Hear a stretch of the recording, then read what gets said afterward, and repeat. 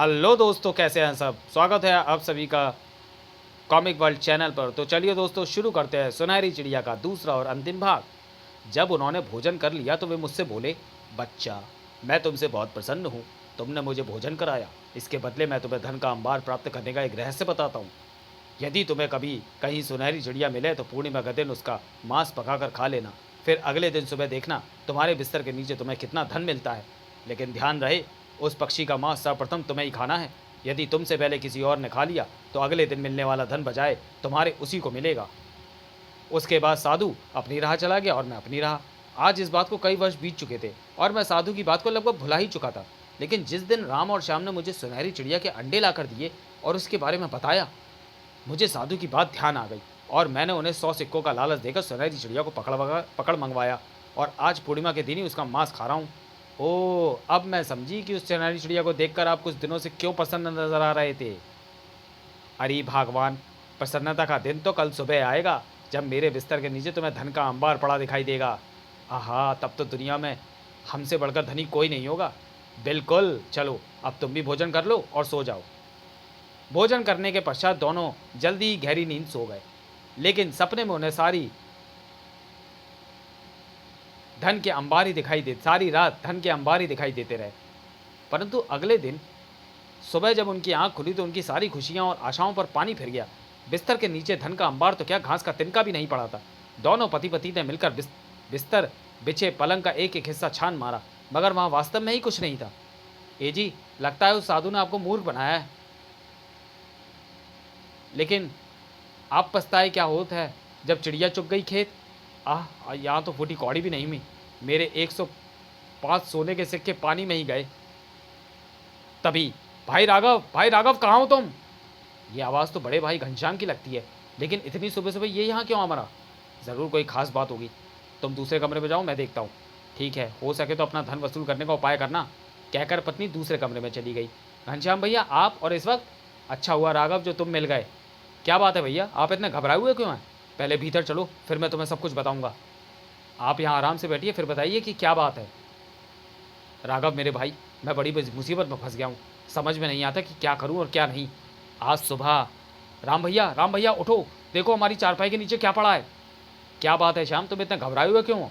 भैया ज़रा चारपाई के नीचे झाँको तो सही। हे भगवान, सोने के सिक्कों से भरी दो दो बोरियाँ। ये बोरियाँ कहाँ से आई श्याम। इसी बात का तो मुझे भी आश्चर्य है भैया। सोते समय मैं चारपाई के नीचे गिर गया था, तभी इन बोरियों पर मेरी नज़र पड़ी। भगवान जाने ये बोरियां हमारी चारपाइयों के नीचे कहाँ से आ गई। आओ माँ बापू को ये माजरा बताते हैं। उन्होंने हमें जगाकर सारा मामला बताया। सोने के सिक्कों से भरी बोरियों को देखकर मैं और तुम्हारी भाभी बुरी तरह से घबरा उठे। मेरे बच्चों, सच सच बताना, कहीं तुम ही ये धन कहीं से चुरा कर तो नहीं लाए। ईश्वर की सौगंध बापू, हमें इस धन के बारे में कुछ नहीं मालूम। फिर ये धन अचानक ही हमारे घर में कहाँ से आ गया। ए जी, मेरा कहाँ मानो तो तुरंत देवर जी के पास जाकर उनसे सलाह लो, फिर वे जैसा कहेंगे हम वैसा ही करेंगे। ठीक है, मैं अभी उनके पास जाता हूँ, ऐसे मौके पर वह ठीक सलाह दे सकता है। और मैं सीधा तुम्हारे पास चला आया। अब भाई तुम ही मुझे सलाह दो कि मुझे क्या करना चाहिए। ना जाने क्यों धन के इतने अंबार को देखकर मेरा दिल बैठा जा रहा है। ओह, अब समझ में आया कि मेरे बिस्तर के नीचे धन क्यों नहीं निकला। ज़रूर उन दोनों छोकरों ने मेरे पीछे से आकर सोनारी चिड़िया का थोड़ा सा मांस खा लिया होगा, जिसका मेरी बीवी को भी पता नहीं चला होगा। तुम क्या सोचने लगे भाई, कोई परामर्श तो दो। अब मैं आपको क्या परामर्श दूँ भाई साहब, आप पर तो शीघ्र ही भयानक मुसीबत टूटने वाली है। हो सकता है चोरी के जुर्म में आप सबको फांसी ही हो जाए। क्या। नहीं नहीं, ऐसा नहीं हो सकता। हमने कोई चोरी नहीं की, हमें फांसी नहीं हो सकती। चोरी नहीं की तो फिर वह धन आपके घर में कैसे आ गया भाई साहब। सुनिए, कल रात महाराज के खजाने में चोरी हुई है और चोरी 2 बोरी सोने के सिक्के ही चुरा कर ले गए हैं। राजा के सैनिक एक एक घर की तलाशी ले रहे हैं। कुछ ही देर पहले ही वे मेरे घर की तलाशी लेकर गए हैं। हो सकता है कुछ देर बाद वे आपके घर भी पहुँचे। फिर आप अच्छी तरह अंदाज़ा लगा सकते हैं कि उसके बाद क्या होगा। लेकिन मुझे अपने बच्चों पर पूरा विश्वास है राघव कि वे चोरी हरगिज़ नहीं कर सकते। वह तो ठीक है भाई साहब, लेकिन जब सैनिक चोरी का माल आपके घर से बरामद करेंगे तो कौन आपकी बात सुनेगा। सभी आपको ही चोर कहेंगे और तब। घनश्याम बुरी तरह भयभीत हो उठा। ओह, मैं क्या करूं राघव, तुम ही मेरी मदद करो ना। बताओ मुझे इसके लिए क्या करना चाहिए। अब तो बचने का एक ही उपाय है कि जल्दी से घर जाकर वह सारा धन मेरे पास ले आओ। सैनिक मेरे घर की तलाशी ले चुके हैं, इसलिए मेरे यहाँ दोबारा नहीं आएंगे। उसके बाद आप अपने दोनों बच्चों को कुछ दिनों के लिए जंगल में छोड़ आइए। जब वह मामला ठंडा पड़ जाएगा तो उन्हें वापस ले जाना। लेकिन बच्चों को जंगल में छोड़ने की क्या ज़रूरत है? जब सैनिकों को धन मेरे घर से नहीं मिलेगा तो फिर भला वे उन्हें क्यों पकड़ेंगे? इसलिए कि उन्हें संदेह है कि चोर जो भी हैं उनकी उम्र ज़्यादा नहीं है और वे बालक हैं। सैनिक विशेषकर उन्हीं घरों की तलाशी ले रहे हैं जिनके घर बच्चे हैं और जिन बच्चों पर उन्हें संदेह हो रहा है वे उन्हें गिरफ्तार कर रहे हैं। ओह, तब तो वास्तव में मेरे बच्चों की ज़िंदगी खतरे में है। अब आप देर ना कीजिए भाई साहब, जैसा मैंने कहा वैसा ही कीजिए, वरना यदि सैनिक आपके घर पहुंच गए तो गजब हो जाएगा। ठीक है भाई, मैं ऐसा ही करता हूँ। तुम्हारा बहुत बहुत धन्यवाद जो तुमने इस मुसीबत में मुझे सही मार्ग दिखाया। बड़े भाई घनश्याम के जाने के बाद, क्यों भगवान, मैंने अपना खोया हुआ धन कैसे प्राप्त किया? मैंने सब सुन लिया है जी, लेकिन मुझे आश्चर्य है कि उन दोनों चालाक लड़कों ने कब आकर चिड़िया का मांस खा लिया। छोड़ो इन बातों को, अब तो कुछ ही देर बाद वह सारा धन हमारी कब्जे में होगा। इधर जब घनश्याम ने अपने घर पहुंचकर सारी बात अपनी बीवी बच्चों को बताई तो उनके चेहरे उदास हो उठे। स्वामी, मुझे धन का लोभ नहीं, लेकिन बच्चे। अब बातों में समय नष्ट मत करो भगवान, सारे धन को बैलगाड़ी में लदवाने में मेरी मदद करो, वरना यदि सैनिक पहुंच गए और इस धन पर उनकी दृष्टि पड़ गई तो फिर हम सबको फांसी से कोई नहीं बचा पाएगा। नहीं नहीं बापू, हमें अपने से जुदा मत करो, आप लोगों के बगैर हम जीवित नहीं रह पाएंगे।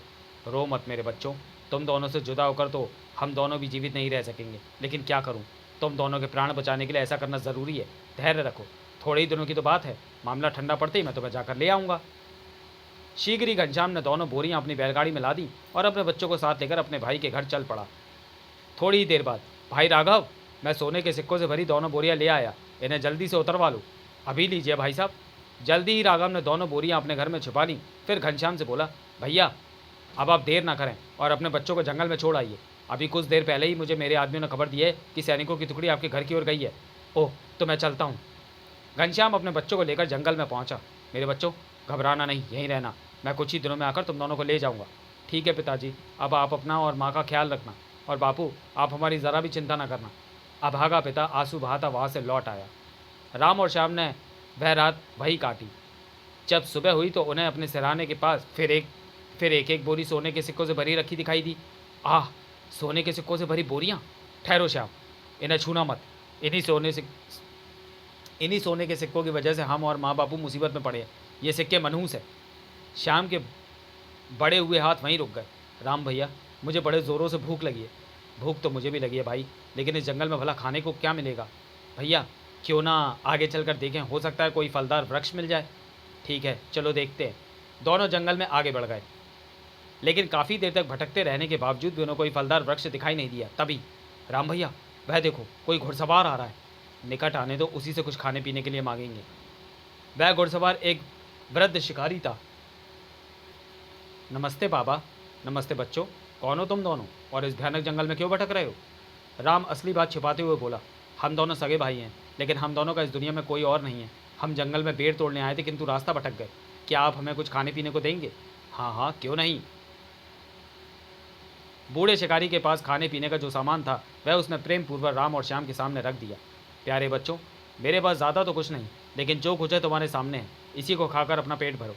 आपका बहुत बहुत धन्यवाद बाबा। जब राम और श्याम भोजन कर चुके तो बूढ़ा शिकारी बोला, प्यारे बच्चों, तुम्हारा भी इस दुनिया में कोई नहीं है और मेरा भी कोई नहीं। क्या तुम दोनों मेरे पास मेरे बेटे बनकर रहना पसंद करोगे? भला नन्हे राम और श्याम के लिए इससे अच्छी और बात क्या हो सकती थी। उन्होंने तुरंत ही हाँ कर दी और बूढ़ा शिकारी उन्हें अपने घोड़े पर बिठाकर प्रसन्नतापूर्वक अपने घर की ओर चल पड़ा। जंगल पार ही बूढ़े शिकारी का घर था। लो बच्चों, मेरा घर आ गया, आओ नीचे उतरो। वृद्ध शिकारी उन्हें अपने घर के भीतर ले गया। आहा, आपका घर तो बहुत अच्छा है बाबा। यदि तुम्हें पसंद है तब तो ज़रूर अच्छा होगा, लेकिन मेरे बच्चों, मैं इस इलाके का सबसे निर्धन व्यक्ति हूँ। हो सकता है मेरे साथ रहते हुए तुम्हें कुछ कष्ट उठाने पड़े। हमें किसी किस्म का कोई कष्ट नहीं होगा बाबा। कष्टों में ही हमारी अब तक की ज़िंदगी बीती है। वह दिन राम और श्याम ने बड़े हंसते खेलते बिताया। रात खूब मज़े में सोकर गुजरी, लेकिन सुबह उठते ही वे फिर अपने सिराने सोने के सिक्कों से भरी 2 बोरियां पड़ी देख बुरी तरह घबरा उठे। भैया, मेरी तो समझ में कुछ नहीं आ रहा कि भैया बार बार हर रोज़ सुबह हमारे सिराने सोने के सिक्कों से भरी 2 बोरियां कहाँ से आ जाती हैं? कौन रख जाता है इन्हें? मुझे तो ये किसी भूत का किया धरा लगता है, जो हमें परेशान करने के लिए हमारे पीछे हाथ धोकर पड़ा है। यदि शिकारी बाबा ने हमसे इस संबंध में पूछा तो हम उन्हें क्या जवाब देंगे भैया? यही तो मेरी भी समझ में नहीं आ रहा। उफ, अब क्या होगा? तभी वृद्ध शिकारी जो सुबह सैर के लिए घर से बाहर गया हुआ था वहाँ आ पहुँचा। अरे बच्चों, ये तुम दोनों आपस में क्या कुसुर-पुसुर कर रहे हो? और ये बोरियाँ कैसी पड़ी है? मारे गए। फिर जैसे ही बूढ़े शिकारी की दृष्टि बोरों में भरे सोने के सिक्कों पर पड़ी, आए सोने के सिक्के? अरे बच्चों, इतने सारे सिक्के कहाँ से आए?